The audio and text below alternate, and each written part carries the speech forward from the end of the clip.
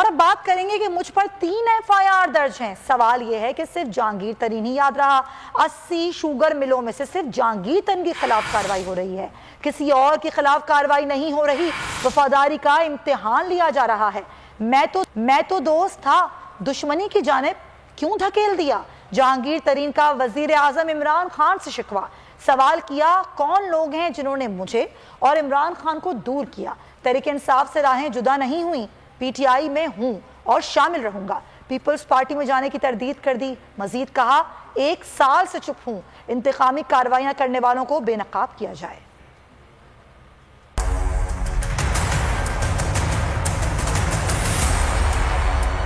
मेरे ऊपर 1 नहीं 2 नहीं, इन लोगों ने 3 FIR किए हैं। सारी पाकिस्तान की शुगर मिलें जो 80 है ज़्यादा हैं, उनमें से इनको सिर्फ जहांगीर तरीन याद आया और अभी तक याद है।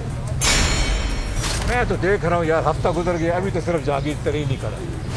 1 साल से मैं चुप करके बैठा हूँ। तो मेरी वफादारी का इम्तिहान लिया जा रहा है। क्या हो रहा है? जुल्म बढ़ता जा रहा है। मेरे और मेरे बेटे के बैंक अकाउंट फ्रीज कर दिए गए और वो कौन कर रहा है ये? हम तहरीक इंसाफ से इंसाफ मांग रहे हैं। मैं तो दोस्त था, मुझे दुश्मनी की तरफ क्यों धकेल रहे हैं? जो भी इंतकामी कार्रवाई करवा रहे हैं ना, अब वक्त आ गया है कि उनको बेनकाब किया जाए। इनको बेनकाब खान साहब खुद करें। मुझे खान साहब से दूर कर दिया गया।